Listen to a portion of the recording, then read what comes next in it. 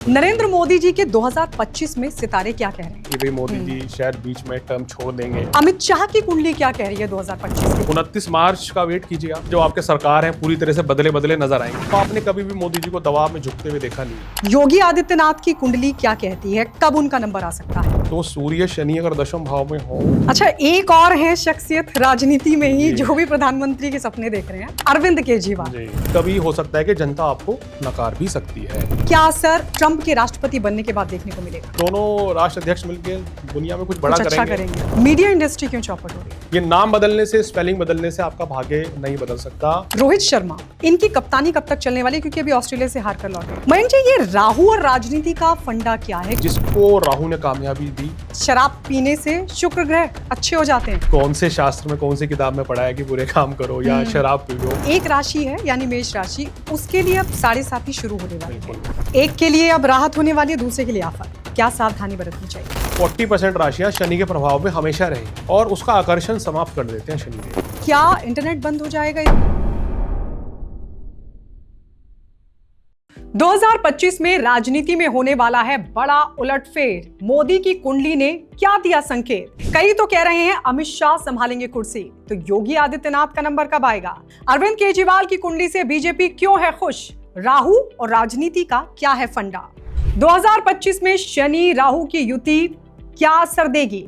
कुछ कह रहे हैं इंटरनेट हो जाएगा बंद, तो कुछ की भविष्यवाणी है प्रलय आएगी या होगा महायुद्ध। 7.5 से किसको राहत, किसको आफत? लेकिन डरना बिल्कुल नहीं है। एक छोटी सी सलाह माननी है जो इस पॉडकास्ट में हम आपको बताने वाले हैं। आखिर बॉलीवुड पर क्यों मंडरा रहा है खतरा? मीडिया इंडस्ट्री क्यों हो रही है चौपट? सोशल मीडिया को कौन सा प्लैनेट करता है रूल? कैसा रहेगा सोशल मीडिया का future?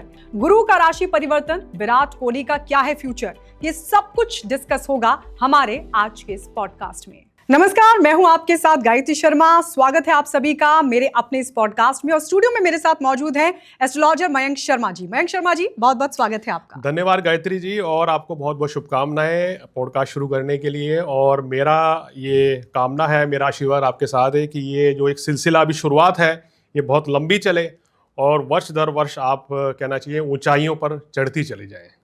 Thank you Mayank ji. Welcome Mayank ji, मैंने जब ये अपना पॉडकास्ट करने के बारे में प्लानिंग तैयार की, मैंने ऑफ द कैमरा बहुत सारे लोगों से बातचीत की कि अगर एस्ट्रोलॉजी पर बेस्ड कोई पॉडकास्ट किया जाता है तो उसमें आप क्या देखना पसंद करेंगे? तो कुछ ने मुझे कहा कि वो शनि और राहु के बारे में जानना चाहते हैं। बिल्कुल। तो ज्यादातर ने कहा कि हम नेताओं की कुंडली जानना चाहते हैं कि नेताओं के जो सितारे हैं वो क्या कह रहे हैं। तो मुझे लगता है कि सबसे पहले हम शुरुआत भारत के प्रधानमंत्री के साथ ही कर लेते हैं। बिल्कुल। नरेंद्र मोदी जी के 2025 में सितारे क्या कह रहे हैं? देखिए, नरेंद्र मोदी जी की कुंडली की अगर बात करें तो वृश्चिक लगन और वृश्चिक राशि की इनकी कुंडली है। लगन में ही दो पावरफुल राजयोग बने हुए हैं। लगन में मंगल और चंद्रमा की युति है, यानी कि ये नीचभंग राजयोग बनाता है। रोचक नाम का पंच महापुरुष राजयोग बनता है यहाँ पे, और चंद्रमंगल का महालक्ष्मी राजयोग बनता है। जब इतने पावरफुल राजयोग आपके लगन कुंडली में हो, दशम भाव में अगर बात करें तो आपका शनि और शुक्र बैठे हैं, पंचम भाव में राहु है, चतुर्थ भाव में बृहस्पति है, और एकादश भाव में सूर्य, बुध और केतु की युति है। तो ये जो इनका ग्रहों का खेल है, देखिए ना सिर्फ लगन कुंडली, अगर इनकी चंद्र कुंडली को देखें तो वो भी लगन कुंडली और चंद्र कुंडली सेम है, क्योंकि लगन में ही इनके चंद्रमा है। अगर सूर्य कुंडली की बात करें तो वो भी कन्या लगन की बनती है, वो भी बड़ी पावरफुल है। तो यानी ये सुदर्शन चक्र होता है जिसमें हम 3 कुंडली से व्यक्ति का भाग्य देखते हैं। अगर किसी व्यक्ति की कुंडली लगन, चंद्र, सूर्य से बलवान है तो वो व्यक्ति जो है ना देश दुनिया पे राज करता है। अगर नवांश कुंडली में भी मंगल, बृहस्पति, शनि स्ट्रॉन्ग है, D10 चार्ट में दशमांश में स्ट्रॉन्ग है, तो फिर हम प्रेडिक्शन करते हैं कि भाई आपका बच्चा जो है या आप जो है भाई IAS IPS बन सकते हैं, या आप कहना चाहिए मुख्यमंत्री तक बन सकते हैं, या प्रधानमंत्री तक भी राजयोग आपकी कुंडली में बनने का है। तो क्योंकि लोग हमारे पास बहुत से लोग आते हैं दिखाने, सर मैं राजनीति में जाना चाहता हूँ, क्या मैं MP MLA बन पाऊंगा, क्या संभावना है, क्या मैं IAS IPS बन पाऊंगा? तो ये कुंडली देख के आप जज करके बताते हैं। तो मोदी जी की कुंडली जो है ना वो रेयरेस्ट ऑफ द रेयर है, और कहीं ना कहीं शत्रुहंता योग भी एक उनकी कुंडली में है कि जिसके चलते आज तक कोई इनको हरा ही नहीं पाया है। आप देखिए, ये वो व्यक्ति है जिसने संघ के कार्यालय से झाड़ू लगा के शुरुआत करी है और प्रधानमंत्री का पद तक हासिल किया है, वो भी लगातार 3री बार। ऐसे देश में कितने प्रधानमंत्री हैं जो 3 बार पहुंचे हैं, और ये कभी चुनाव हारे नहीं है जब से ये चुनाव इन्होंने जीता है। तो ये एक इनके पास अनबीटन रिकॉर्ड है। कहीं ना कहीं इनकी कुंडली में मंगल, शनि और शुक्र की स्थिति इतनी बलवान है कि इनको हरा पाना या इनको दबा पाना बड़ा मुश्किल है। भाई नेताओं के लिए ना पसीने छूट जाते हैं, आप चाहे कितने ही इनके अगेंस्ट बोलें। कई लोग मयंक जी भविष्यवाणियां कर रहे हैं आजकल कि अब अमित शाह उनकी कुर्सी संभालने वाले हैं। देखिए, ये अभी हाल ही में अमित शाह जी ने भी बोल दिया है कि ऐसा कुछ नहीं होने वाला है। और जो अगर विपक्षी नेता या कुछ भी जर्नलिस्ट अगर ये ख्वाब सोच के बैठ रहे हैं कि भाई मोदी जी शायद बीच में टर्म छोड़ देंगे, या ऐसा कुछ होने वाला है, क्योंकि मैं भी इनका एक देख रहा था इंटरव्यू, देखते रहते हैं हम भी नेताओं के इंटरव्यू, तो अमित शाह जी ने खुल के बोला कि ऐसा कुछ होने वाला नहीं है। और चुनाव से पहले तो उन्होंने भी बोला था कि 24 तो छोड़िए 29 में भी इन्हीं के नाम पे चुनाव लड़ा जाएगा। अच्छा। तो देखिए, जो ग्रह नक्षत्र कह रहे हैं, देखिए वो एक नेता है, पार्टी के लिहाज से वो बात करेंगे, लेकिन हम बात कर रहे हैं सितारों की। ग्रह नक्षत्र क्या कह रहे हैं, क्या बीच में छोड़ सकते हैं? हाँ। देखिए, अभी संभावना इसकी ना के बराबर है, क्योंकि मंगल की महादशा चल रही है। मेरा मानना यह है कि पूरा टर्म करेंगे। बीच में स्वास्थ्य संबंधी परेशानी आ सकती है एक आध वर्ष में, लेकिन ऐसा नहीं है कि उस बीच में कोई चांस, थोड़ा सा ऐसी कोई संभावना नहीं है कि ये फिर भी छोड़ेंगे। तो मेरे को लग रहा है कि ये टर्म पूरा करेंगे। और 29 मार्च का वेट कीजिए आप। 29 मार्च आ रही है, 2 महीने का तकरीबन समय बचा है। जिस दिन हम पॉडकास्ट कर रहे हैं 2 महीने तकरीबन 9-10 दिन का समय है। उसके बाद आपको ये जो आपके सरकार है पूरी तरह से बदले नजर आएंगे। मतलब कि जो मोदी जी अभी लोग कह रहे हैं ना कि बहुमत की सरकार चलानी है, बड़ी मुश्किल से चलेगी, पता नहीं 5 साल चलेगी नहीं चलेगी, कड़े फैसले अब नहीं हो पाएंगे। मतलब आक्रामक अंदाज एक बार फिर देखने को मिलेगा। और 2025 मार्च के बाद आपको 25 और 26 में मोदी सरकार जो है बहुत कड़े फैसले, कड़े कानून लागू करते हुए आपको दिखाई देगी। ये तो आप विरोधियों को डरा रहे हैं। देखिए, बात डराने की नहीं है, बात यह है कि जब देश का राजा, उसके जो ग्रह कहते हैं वो मैटर करती है। मंगल की महादशा है। अब आपने कभी भी मोदी जी को दबाव में झुकते हुए देखा नहीं है। चाहे कश्मीर की बात करें, वहां जब समर्थन के साथ सरकार बनाई थी, तो जब वहां से दबाव बना तो समर्थन वापस ले लिया। तो इनकी जो सोच है ना, या तो ये गिरा देंगे, खुद ही वापस ले लेंगे, या फिर ये धड़ल्ले से आगे चलते हैं। ये वृश्चिक राशि, वृश्चिक लगन वाले कभी भी अंडर प्रेशर तो आप इनको ले ही नहीं सकते। तो इनके खुद के फैसले हैं, जो इनको फैसला करना है वो ये करेंगे। कुछ चीजें आजकल इनके दिमाग में चल रही हैं, वो भविष्य में आपको देखने को मिलेंगी। अभी तो कहना चाहिए ना समय प्लानिंग बनाने का है। अभी तो कहना चाहिए ना कि तैयारियां चल रही हैं। जब बैटिंग करेंगे तो फिर पता चल जाएगा सबको। अच्छा, तो फिर ये अमित शाह का नंबर कब आएगा? क्योंकि बहुत सारे लोग ऐसे हैं जो ये जानना चाहते हैं। कई तो विरोधी भी इस तरह के स्टेटमेंट जारी कर चुके हैं। अमित शाह की कुंडली क्या कह रही है 2025 के लिए, क्योंकि उनको बीजेपी का चाणक्य बताया जाता है। जी देखिए, अब कहते हैं ना कि एक राजनेता, अमित शाह भी बड़े अच्छे जबरदस्त राजनेता है, लेकिन प्रधानमंत्री पद पे जाना वो एक पावरफुल राजयोग होना चाहिए कुंडली में। जो मोदी जी कुंडली में जितना पावरफुल है, अमित शाह जी हम कहते हैं ना रणनीति बनाने में माहिर है। उस लिहाज से उनका सूर्य, बुध और केतु बहुत बलवान है। अब जिस व्यक्ति का बुध और केतु बलवान होगा ना गायत्री जी, वो जो प्लानिंग करेगा वो कामयाब होती है। अब देखिए, 100% तो कोई भी इस दुनिया में कामयाब नहीं है, वरना वो भगवान हो जाएगा। लेकिन हम कहते हैं कि भाई 100 में से 90% आपकी जो भी रणनीति है, जो भी आप प्लानिंग कर रहे हैं, स्ट्रेटेजी बना रहे हैं, वो कामयाब होती है। तो ये अमित शाह जी के ऊपर लागू होती है। मतलब तो पर्दे के पीछे से वो जबरदस्त लीड करेंगे। डायरेक्टर हैं अगर एक्टर जो है, कहते हैं ना कि अगर कोई एक्टर है तो पीछे से जो काम फिल्म जो हिट होती है उस पर डायरेक्टर की बहुत बड़ी भूमिका रहती है। बिल्कुल। तो कहना चाहिए कैसे काम करवाना है, ये अमित शाह जी को बेहतर पता है। कैसे काम करवाना है और क्या करना है, क्या रणनीति, किस समय पे क्या बाउंसर मारना है, किस समय पे गुगली करनी है, वो जानते हैं। तो वो इसी काम में माहिर हैं, उसी फन में माहिर हैं और उसी में ही आगे चलते रहेंगे। तो उनके सितारे उस और ज्यादा हैं, अगर मेरी अपनी व्यक्तिगत प्रेडिक्शन देखी जाए तो। अच्छा, तो योगी के बारे में अगर हम बात करें, क्योंकि बीजेपी के बहुत सारे कार्यकर्ता भी हैं, उनकी जो फैन फॉलोइंग है वो भी देखते हैं कि वो फ्यूचर पीएम है। योगी आदित्यनाथ की कुंडली क्या कहती है, कब उनका नंबर आ सकता है? देखिए, योगी आदित्यनाथ जी के बारे में अब जो उनके कहना चाहिए, जिन्होंने इनको मठाधीश बनाया, अब देखिए कहाँ से उत्तराखंड से घर छोड़ के ये निकल के आ गए थे। कभी शायद सपने में भी नहीं सोचा होगा, इन्होंने भी नहीं सोचा था कि वो कभी राजनीति करेंगे। लेकिन मौका मिला, राजनीति में आए, चुनाव लड़ा, काफी समय तक सांसद भी रहे और उसके बाद फिर मुख्यमंत्री बने। तो कहीं ना कहीं मैं सोशल मीडिया पे पहले बोल चुका हूँ कि मोदी जी और योगी जी के ऊपर कहना चाहिए ना दिव्य कृपा है और इनके अंदर भी दिव्य शक्ति है। कहीं ना कहीं कहना चाहिए ना कि जनता इनके प्रति वशीभूत हो जाती है, जो ये बोलेंगे जनता मानती है। अब योगी जी का एक नारा जो हरियाणा चुनाव में बड़ा फेमस हुआ था, उस कहने चाहिए कि वो टर्निंग पॉइंट साबित हुआ इनका वहाँ जाना। तो कहीं ना कहीं ये बात आप मान लीजिए कि योगी जी और मोदी जी जहाँ जहाँ प्रचार करेंगे वहाँ आपको बड़ा असर देखने को मिलेगा। ये ऐसे ग्रह हैं इनके, ये ऐसे व्यक्तित्व हैं इनके, ऐसे ग्रह हैं कि लोग इनकी बात को मानते हैं। योगी जी की कुंडली में 12वें भाव में केतु है और 10वें भाव में इनके अगर हम देखें सूर्य बुध का बुधादित्य राजयोग है, बहुत ही पावरफुल राजयोग है, साथ में शनि भी है। तो सूर्य शनि अगर 10वें भाव में हो तो व्यक्ति देश की गद्दी संभाल सकता है। काबिलियत होती है ऐसे व्यक्ति के अंदर कि वो लीडर होता है, या किसी कंपनी का प्रेसिडेंट बन जाए, किसी राज्य का मुख्यमंत्री हो या देश का मुख्यमंत्री हो, देश का प्रधानमंत्री बन जाए, ऐसी काबिलियत उनके ग्रह बता रहे हैं। कुंभ राशि है, शनि की 7.5 अभी उनके ऊपर चल रही है। लेकिन इन सब के बावजूद अगर ग्रह नक्षत्रों की बात करें तो योगी जी के सितारे अगर भविष्य के प्रधानमंत्री के रूप में देखें तो भी ज्योतिष तो कह रही है कि ये भविष्य में प्रधानमंत्री बन सकते हैं। अगर अभी जल्दी नहीं तो आने वाले कुछ वर्षों के बाद इनके सितारे इस ओर इनको ले जाएंगे। कुछ परिस्थिति ऐसी बनेगी, कुछ माँ लक्ष्मी की कृपा, भगवान का आशीर्वाद ऐसा होगा कि जनता खुद ही आ जाएगी सामने कि ये इनको बनाइए। याद है मोदी जी के टाइम पे क्या हुआ था कि सोशल मीडिया पे लोगों ने खुद ही कहा कि गुजरात मॉडल को लाइए, इनको ही बनाइए।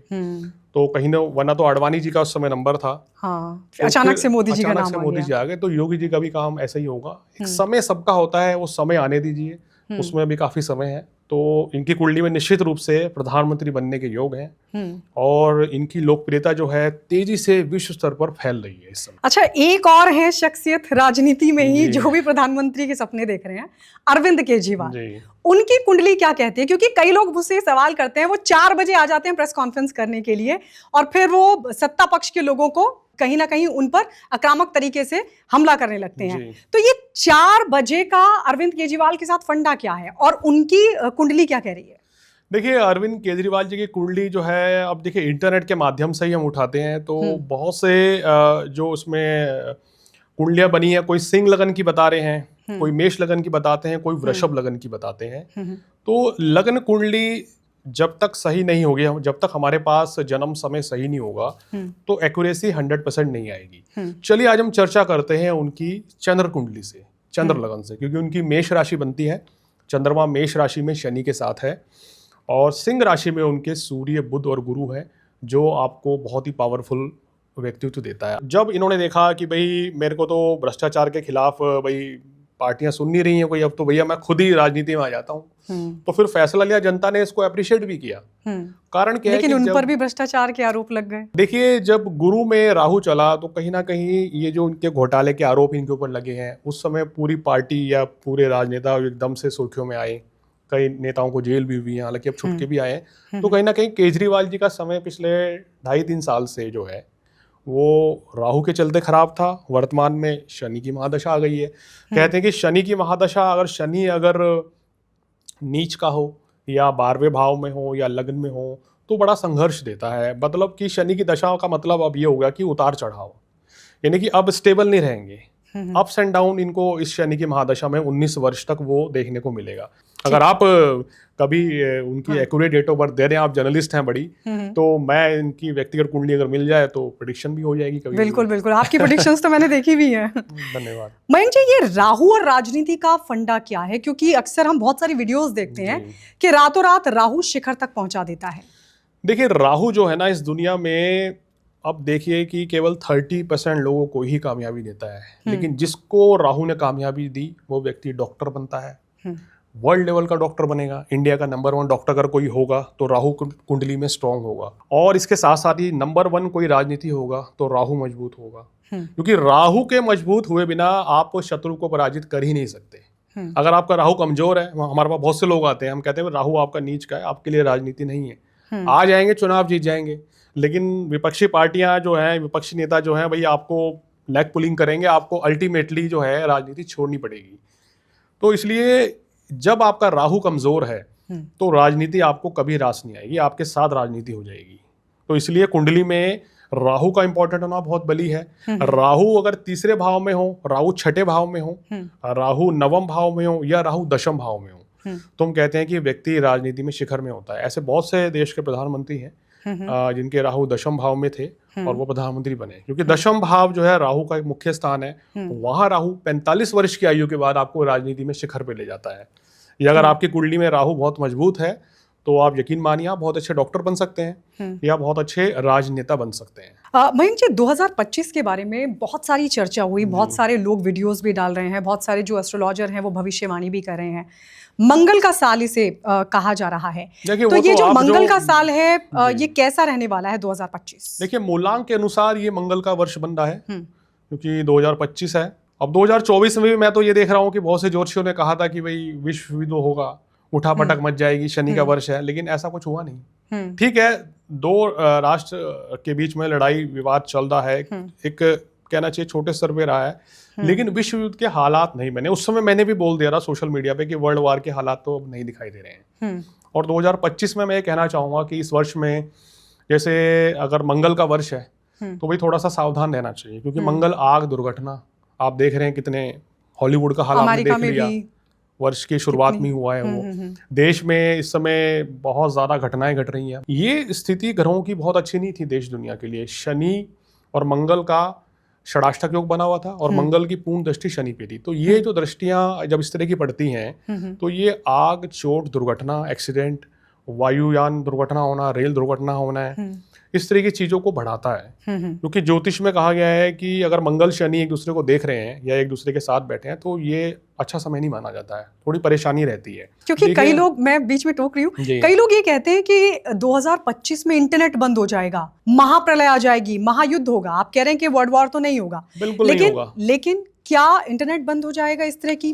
क्योंकि कोरोना काल की तरफ लोग इंडिकेट कर रहे हैं। देखिए, ऐसा कुछ नहीं होगा, ऐसा कुछ नहीं होगा। अभी एक छोटा मोटा वायर MPCA जो अभी चल रहा है, इस तरह के आपको कुछ छोटे मोटे इश्यूज आपको देखने को मिलेंगे।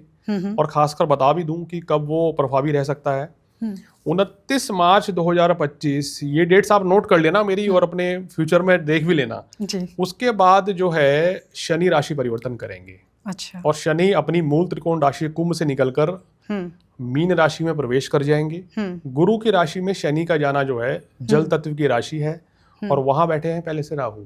तो ये शनि राहु का ये जो योग है ये किसी भी दृष्टि से उतना अच्छा नहीं है कि शनि राहु की युति 29 मार्च 2025 से लेके 18 मई 2025 तक ये जो समय रहेगा, 2 महीने 15 दिन, ये देश दुनिया के लिए थोड़ा संघर्षपूर्ण रहेंगे, चुनौतीपूर्ण रहेंगे। और इसमें भी एक तारीख है, जैसे कि अगर हम बात करें कि 25 अप्रैल, जहां मीन राशि में 6 ग्रह एक साथ होंगे और केतु यानी 7वां ग्रह उसको देख रहा होगा। तो इसी को लेके ज्योतिष वर्ग में एक चर्चा, बहस छिड़ी हुई है कि भाई ये जो वर्ष है ना, मार्च के बाद बड़ा उतार चढ़ाव वाला है, तांडव मचेगा, दुर्घटनाएं बहुत होंगी, वर्ल्ड वॉर हो सकता है, प्रलय आ जाएगी, या बहुत ज्यादा मीन राशि में शनि राहु का आना, तूफान इत्यादि तो होंगे। आप देखेंगे कि उसके बाद आप अप्रैल मई में देखेंगे, इस बार हो सकता है कि आपको बहुत ज्यादा चक्रवात, तूफान, भूकंप इत्यादि या वर्षा ज्यादा होना ये देखने को मिल सकती है मई के दौरान।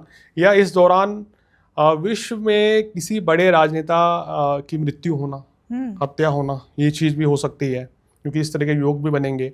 लेकिन अगर भारत के दृष्टिकोण से देखें, देखिए हम पहले अब अपने देश को देखेंगे, कहते हैं कि हम पहले अपने आप को देखते हैं, फिर अपने घर को देखते हैं, फिर पड़ोसियों को देखते हैं, फिर समाज को देखते हैं। तो मेरा पहले हिंदुस्तान की स्थिति क्या कह रही है? इंडिया के लिए हमारे देश की वृषभ लगन और कर्क राशि है। भारत देश की राशि से अष्टम भाव में शनि चल रहा है। अब ये जैसे ही चेंज करेंगे तो भारत देश के लिए अच्छा है। शनि राहु की युति भारत देश के लिए कोई बड़ी नुकसान परेशानी वाली बात नहीं रहेगी। अच्छा रहेगा। छोटी मोटी दिक्कतें आएंगी, छोटी मोटी बीमारी आ सकती है, छोटी मोटी दुर्घटनाएं रहेंगी, लेकिन ऐसा कुछ हो जाएगा कि महाप्रलय या महासंकट कोई भारत देश या इंटरनेट का बंद होना, ऐसा कुछ नहीं रहेगा। देखिए, कभी कुछ फेल्योर हो सकता है, शनि राहु की युति फेल्योर कराती है। अभी हम लोग यहाँ बैठे हैं, शो कर रहे हैं, अचानक से भाई कैमरे में कोई कुछ प्रॉब्लम आ जाए, टेक्निकल इशू कहते हैं ना हम लोग मीडिया में, कुछ उस तरीके का, तो कुछ हो जाए, कैमरा बंद हो जाए, तो कहना जब शनि राहु या शनि केतु एक साथ होते हैं तो इलेक्ट्रॉनिक्स चीजों का नुकसान होता है, या तकनीकी रूप से सक्षमता कुछ कम हो जाती है कुछ समय के लिए। लेकिन ऐसा नहीं है कि अब इंटरनेट की कई दिनों के लिए बंद हो जाएगा। अब एक आध दिन के लिए तो सर्वर डाउन होता ही, आप जनरली देखते ही हैं, बहुत कॉमन होता है। तो इस तरह की चीजें होंगी, लेकिन कोई बड़ी घटना, बड़ी दुर्घटना हमारे भारत देश में नहीं नजर आ रही है। तो हिंदुस्तानियों को, देशवासियों को ये देख के खुश होना चाहिए कि भारत देश की जो राशि है, कर्क राशि, उसके हिसाब से ढैया समाप्त हो रही है। लेकिन कई ऐसे जैसे मकर राशि से जी। 7.5 अब हट रही है, बहुत उनके लिए ज्यादा कितनी ज्योतिष बड़ी की आपको राहत। भी नॉलेज बढ़ रही है, मैं देख रहा हूँ। हाँ जी। जी। और लेकिन एक राशि है यानी मेष राशि, उसके लिए अब 7.5 शुरू होने वाली है। बिल्कुल। एक के लिए अब राहत होने वाली है, दूसरे के लिए आफत। क्या सावधानी बरतनी चाहिए? देखिए, उस पे आए उससे पहले बता दें, शनि किसी भी समय पे 5 राशियों के ऊपर 7.5 ढैया का ग्रहण लगा के चलते हैं। यानी कि एक समय पे ज्योतिष में काल पुरुष की 12 राशियां हैं, तो 5 राशि जो हैं, यानी कि 40% राशियां शनि के प्रभाव में हमेशा रहेंगी, चाहे कोई भी वर्ष हो। अब इस वर्ष में क्या हो रहा है कि मकर राशि वालों का संघर्ष समाप्त हो रहा है 7.5 साल के बाद। उनकी 7.5 समाप्त हो जाएगी 29 मार्च 2025 में। और मेष राशि वालों को 7.5 लग जाएगी, यानी कि 7.5 का उनका पहला दौर शुरू होने वाला है।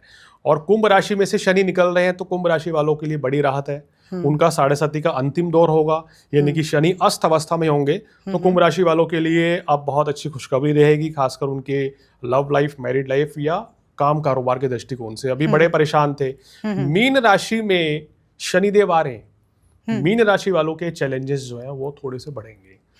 तो ये वो राशियां हैं जिनके ऊपर 7.5 है।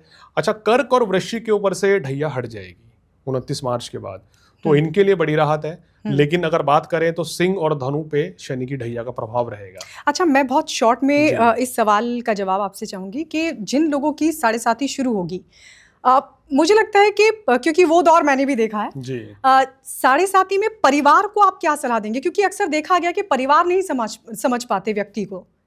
देखिए, 7.5 शनिदेव जो होते हैं ना, 7.5 में या ढैया में आते हैं, तो शनिदेव की जो दृष्टि है वो बड़ी खतरनाक होती है। शनि जहाँ बैठते हैं उस भाव को बढ़ाएंगे, जहाँ देखते हैं वो छीन लेते हैं। मतलब छीन लेने का मतलब वो चीज आपसे समाप्त हो जाएगी। तो शनि की जो है 3री, 7वीं और 10वीं दृष्टि पड़ती है जब आपकी ढैया रहती है।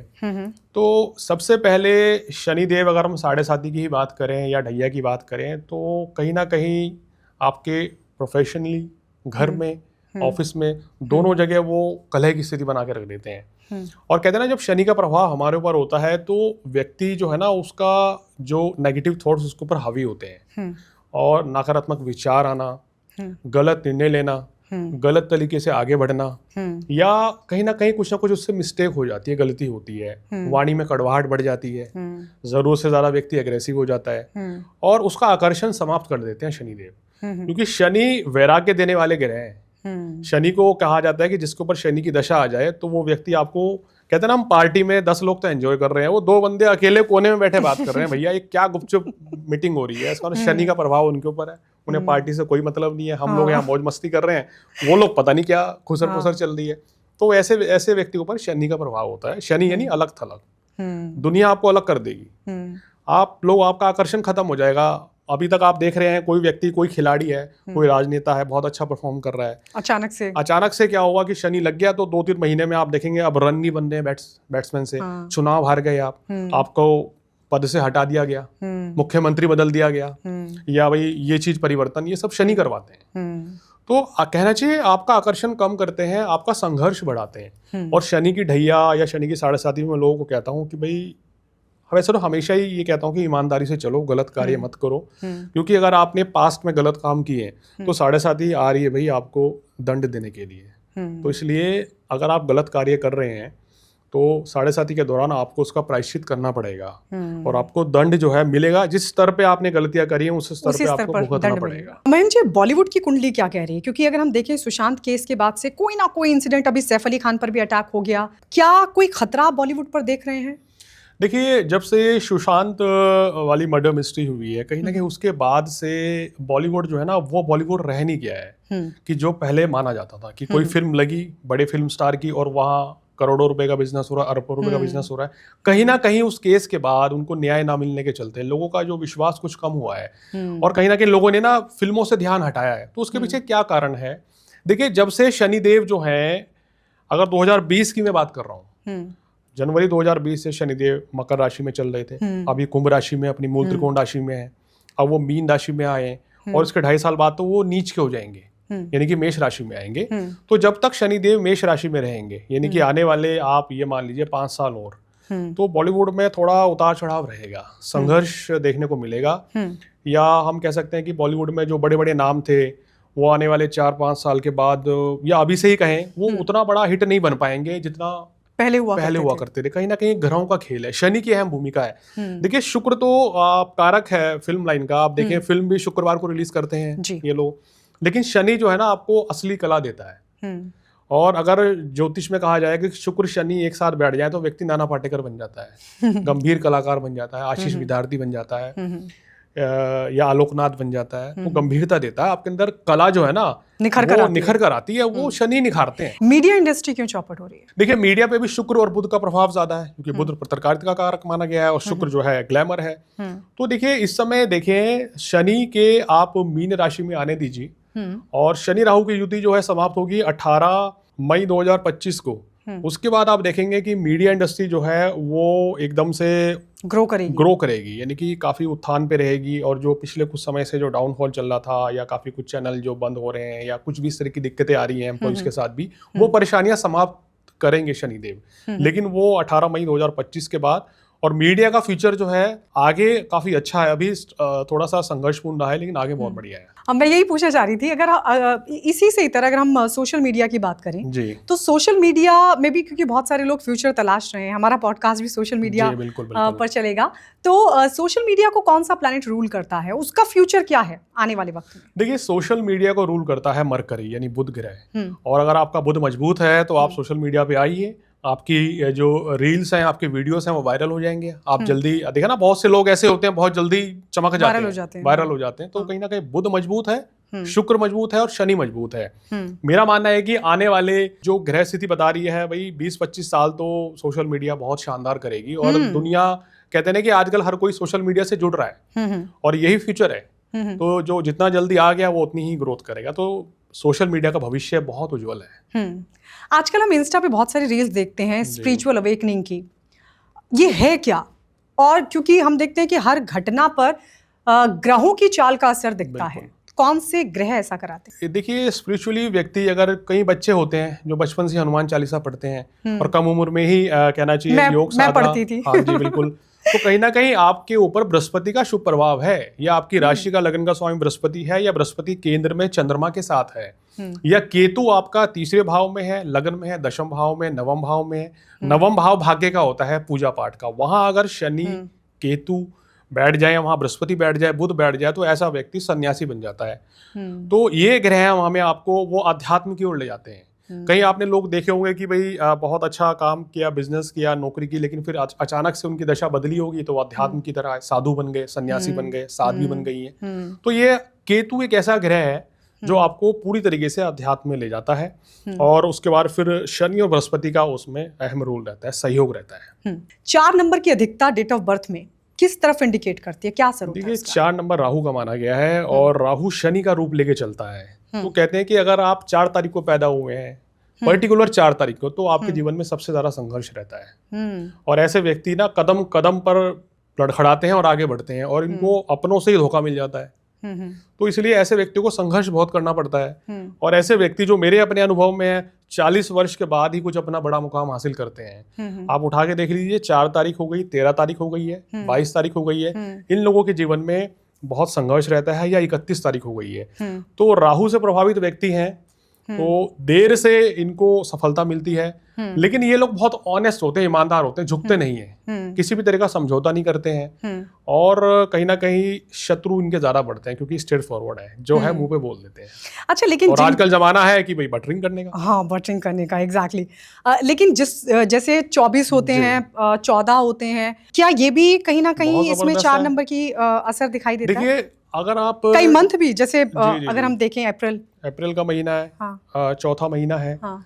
तो अब जैसे हम 24 नंबर की बात करें तो 2 और 4 यानी कि चंद्रमा और राहु, तो टोटल 6 बनता है। तो मूलांक या भाग्यांक आपका 6 बन जाएगा।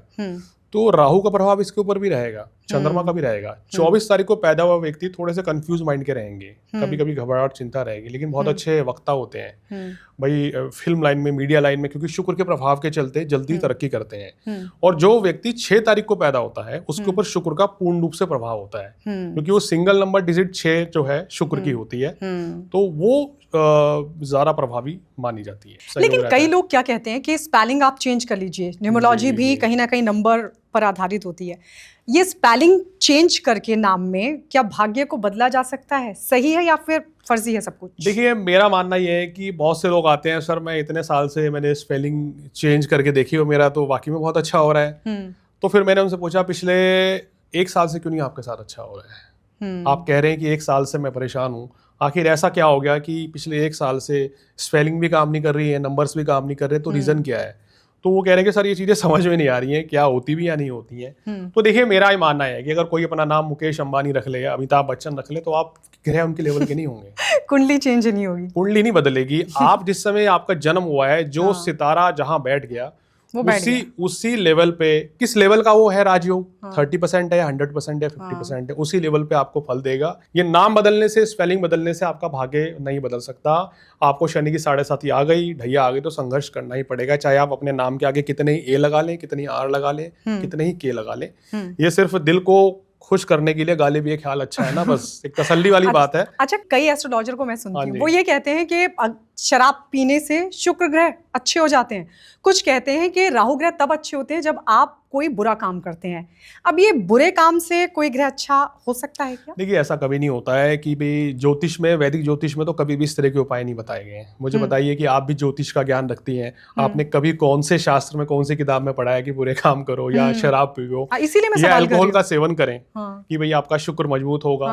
भाई शुक्र मजबूत करना है तो स्त्री की सेवा करें ना, स्त्री का, अपनी माता जी का आशीर्वाद लें, अपनी धर्मपत्नी का सम्मान करें, उनका आदर करें, तो शुक्र अपने आप बलि हो जाएगा। कन्याओं की सेवा करें, तो शुक्र ऐसे बलि किया जाता है, ना कि शराब पी के। मेरा जो मानना है, अगर राहु को बलवान करना है तो जनता की सेवा करें, आप जनता के सेवक बन जाएं, समाज सेवा करें, एनजीओ चलाएं, गरीब व्यक्ति को खाना खिलाएं, उनको वस्त्र इत्यादि दें, उनका आशीर्वाद लें, तो राहु अपने आप बलि होगा, कभी नुकसान ही नहीं होगा। तो ये पता नहीं, मैंने कहा ना, आजकल कोई भी जो है ना, कुछ भी बोल देता है। एस्ट्रोलॉजर्स बहुत आ गए हैं, सोशल मीडिया का जमाना है। हाँ, लेकिन अच्छे एस्ट्रोलॉजर्स कम है। तो यही मैं दर्शकों को बोलूंगा, भाई कोई भी उपाय वैदिक ज्योतिष का ही फॉलो करें, क्योंकि कई बार अगर हम कुछ उल्टे सीधे उपाय करते हैं तो वो नुकसान का कारक भी बन सकते हैं। मयंक जी, तंत्र असरदार कि मंत्र असरदार? देखिए, तंत्र क्रिया से बचना चाहिए। बहुत से लोग आजकल ईर्ष्या भाव से किसी के लिए कुछ करवा देते हैं। मेरे पास तो आए दिन डेली फोन आते हैं कि सर मेरे ऊपर तंत्र क्रिया किसी ने करा दी और मेरे को बड़ा परेशानी हो रही है और मुझे क्या करना चाहिए, कैसे बचना चाहिए। या तो देखिए, अगर कोई भी व्यक्ति किसी के ऊपर तंत्र क्रिया करता है या करवाता है, तो उसको जो है ना, कहना चाहिए, जब हम ये जीवन समाप्त करके ईश्वर के पास जाते हैं तो इसका बड़ा दंड भुगतना पड़ता है। तो इसलिए कभी भी किसी भी व्यक्ति को तंत्र का प्रयोग जो है गलत तरीके उद्देश्य से नहीं करना चाहिए। किसी के बारे में गलत नहीं सोचना चाहिए, किसी के ऊपर तंत्र क्रिया ना करनी चाहिए, ना करवानी चाहिए। मैं इसके फेवर में हूँ कि ऐसा कभी नहीं करना चाहिए। मंत्र शक्ति से आप अपने आप को पॉजिटिव कर सकते हैं। अगर मेरा चंद्रमा नीच का है तो मैं क्या करूंगा, भगवान शिव की पूजा करूंगा, ओम सोमाय नमः, ओम चंद्राय नमः, इनका जाप करूंगा तो पॉजिटिविटी आएगी। ऐसा कौन सा मंत्र हो कि लोग तंत्र से बच सकें, क्योंकि मंत्र को सबसे ज्यादा स्ट्रॉन्ग माना गया है, शक्तिशाली आपने सुना है ना, आप ही के नाम में गायत्री मंत्र बोला गया है। क्या क्यों कहते थे घर में, भाई गायत्री मंत्र का जाप करो, और बच्चों को भी हम अपने घर में भी करवाते हैं कि वो सर्वश्रेष्ठ है। और ओम नमो भगवते वासुदेवाय, इस मंत्र का जाप करें। तो ये जो कुछ ऐसे मंत्र है, इनका निरंतर जो व्यक्ति जाप करता है, ओम नमः शिवाय का जाप करता है, तो कोई भी नेगेटिव एनर्जी उनके ऊपर हावी नहीं होती है। आजकल झूठी भक्ति दिखावा करने का एक ट्रेंड सा चल पड़ा है। अगर कोई झूठी भक्ति करता है या भक्ति का दिखावा करता है सिर्फ कुछ व्यूज के लिए, तो कौन सा ग्रह मयंक जी खराब हो सकता है? देखिए, ढकोसलेबाजी या ढोंग जो है राहु से ही आता है जी। तो अगर शनि राहु का प्रभाव नेगेटिव हो जाए हमारे पर, तो व्यक्ति जो दिखता है वो होता नहीं है। आजकल बहुत लोग चल रहे हैं भाई, अपने आप को दिखावा कर रहे हैं, लेकिन अंदर से वो वैसे है नहीं। तो ये राहु और शनि की जो अगर खराब भाव में युति हो जाए तो व्यक्ति को, या राहु खराब हो गया तो आप भाई दुनिया को दिखाएंगे भाई मेरे से अच्छा सच्चा व्यक्ति कोई है ही नहीं, मैं सबसे ज्यादा ईमानदार, मैं सबसे ज्यादा अच्छी छवि वाला, पता लगा रहा सबसे ज्यादा गलत काम वही कर रहा है। तो इसलिए राहु अगर खराब है, अगर आप किसी व्यक्ति की कुंडली दिखवाती हैं, आप भी देखते हैं, तो राहु अगर खराब हो गया तो भी संभल के चलना, धोखा दे सकता है वो व्यक्ति। पार्टनरशिप कभी मत कर लेना। और अगर वो सप्तम भाव में हो, लगन में हो, दशम में हो, तो फिर बिल्कुल दूर रहिए ऐसे व्यक्ति से। कई लोग एक सवाल करते हैं, कहते हैं कि ऐसे किसी ऐसे देवता की आप भक्ति बताइए जिससे, क्योंकि बहुत से लोग, कोई किसी दशा से परेशान रहता है, कोई किसी ग्रह से परेशान है, कोई 7.5 से परेशान है, ऐसे कौन से देवता की भक्ति करनी चाहिए जिससे किसी भी ग्रह का नेगेटिव प्रभाव खत्म हो जाता है? देखिए, मेरा मानना यह है कि अगर जो व्यक्ति बजरंग बाण, हनुमान चालीसा पढ़ते हैं, हनुमान जी की आरती करते हैं, तो उनको ना तो मंगल देव सताते हैं ना शनि देव सताते हैं, क्योंकि भय शनि का ही है। डर मन में क्या रहता है, बस 7.5 आ रही है मेरे को, तो ढैया लग जाएगी, अंतरदशा आ रही है, शनि की महादशा आ रही है। तो जो व्यक्ति निरंतर हनुमान जी की शरण में चले गए अगर आप, तो ये समझिए कि किसी भी तरह का कष्ट जो है आपके ऊपर नहीं रहेगा। और इसका मतलब ये नहीं है कि शरण में चले गए और गलत कार्य कर रहे हैं। तो कहने का मतलब ये है कि अपने कर्म सुधारें। व्यक्ति क्या करता है ना कि पहले अपने अंदर बदलाव लाने की कोशिश करें, तब समाज में संदेश दें तो अच्छा लगता है। और 7.5 ढैया इस बात का संकेत आपको देती हैं कि अब आपको जीवन में अपनी प्लानिंग चेंज करनी है, अब आपको बदलाव लाना चाहिए। चलिए, अब हम क्रिकेट के बारे में थोड़ा सा डिस्कस कर लेते हैं। रोहित शर्मा, इनकी कप्तानी कब तक चलने वाली, क्योंकि अभी ऑस्ट्रेलिया से हार कर लौटे हैं? देखिए, हमारे यहाँ देश में ना एक्सपेक्टेशन बहुत ज्यादा है। अब आप देखिए, ये वही कप्तान है जिसने 6 महीने पहले आपको जून में वर्ल्ड कप दिलवाया था, T20 वर्ल्ड कप। लोग कितनी जल्दी भूल जाते हैं। एक सीरीज ऑस्ट्रेलिया में आप बॉर्डर गावस्कर ट्रॉफी हार के आ गए, 1-3 से बुरी तरह हारे हैं, तो आज पब्लिक कह रही है कि भैया इनको कप्तानी से हटा दो, या लेकिन रोहित ने भी इंटरव्यू दिया है कि अभी वो छोड़ने वाले नहीं है। मेरा मानना ये है कि अभी कम से कम ये जो वर्ष में 6 से 8 महीने जो हैं वो कंटिन्यू कप्तान रहेंगे, अभी कोई खतरा नहीं है। और आने वाले समय में खासकर 15 फरवरी के बाद से बल्ले से रन भी निकलेंगे, तो रन भी बनना शुरू होगा, ऐसी बात नहीं है। पर 6-8 महीने तो इनका अभी आगे अच्छा दिखाई दे रहा है। और विराट कोहली, क्योंकि उनकी परफॉर्मेंस लगातार निराश कर रही है। देखिए, विराट कोहली खूब कर रहे हैं, बिल्कुल। देखिए, यही तो समय है भक्ति करने का। समय बलवान है, मतलब कि वही खिलाड़ी है जो 1 साल पहले जिसके बल्ले से कहना चाहिए ना अच्छी गेंद पे भी शॉट निकलते थे, और खराब पे तो शॉट बनते ही, रन बनते ही हैं। तो जब समय खराब होता है ना, तो खराब बॉल पे भी व्यक्ति फुल टॉस पे भी आउट हो जाएगा। तो एक खराब दौर आता है, लेकिन ये समय बहुत लंबा नहीं है। विराट कोहली का अगर जो उनकी कुंडली कहती है, मेरे हिसाब से 2.5 साल क्रिकेट खेल सकते हैं, अभी है उनमें क्रिकेट बाकी है। और जो ग्रह नक्षत्र भी इस हिसाब से कह रहे हैं। लेकिन आप देखेंगे शनि के परिवर्तन के बाद उनकी बल्लेबाजी में और निखार आएगा। यानी कि 29 मार्च के बाद जो है विराट कोहली जो है बहुत अच्छी फॉर्म में रहेंगे, और अभी देश की सेवा अभी और भी अच्छी तरीके से करेंगे। देश की हमने बात की मयंक जी, अब मुझे लगता है एक छोटा सा सवाल दुनिया को लेकर भी हो जाए, खासकर अमेरिका के प्रेसिडेंट बने हैं अभी ट्रंप, शपथ ली उन्होंने। उससे पहले भी कई स्टेटमेंट उनके सामने आ चुके हैं, युद्ध को रुकवा देंगे। क्या रहने वाला है, क्या असर ट्रंप के राष्ट्रपति बनने के बाद देखने को मिलेगा? देखिए, ट्रंप के राष्ट्रपति बनने के बाद से कहीं ना कहीं, क्योंकि ट्रंप एक ऐसे नेता है कि वो करने में विश्वास रखते हैं, कि जो उन्होंने कहा है वो तो वो करके रहते हैं, और एक चीज तो कर भी दी है। मैं रात उनका स्टेटमेंट सुन रहा था कि भाई मैंने हमास और इजराइल का जो वर्ल्ड वार था, ये जो युद्ध चल रहा दोनों का, वो रुकवा दिया है। अगला मैं कर रहा हूँ रशिया और यूक्रेन का। ये रात उन्होंने बात बोली है शपथ लेने के बाद। तो कहीं ना कहीं शुरुआत हो रही है। उन्होंने ये प्रॉमिस किया था चुनाव लड़ने से पहले ही कि भैया मैं 3rd वर्ल्ड वॉर नहीं होने दूंगा। तो कहीं ना कहीं वो कमिटेड पर्सन है। मंगल बहुत बलवान है, राहु बहुत बलवान है, केतु बहुत बलवान है, और शुक्र बलवान है, जिसके चलते जो व्यक्ति वो कमिटमेंट करेगा तो वो करेगा पूरा।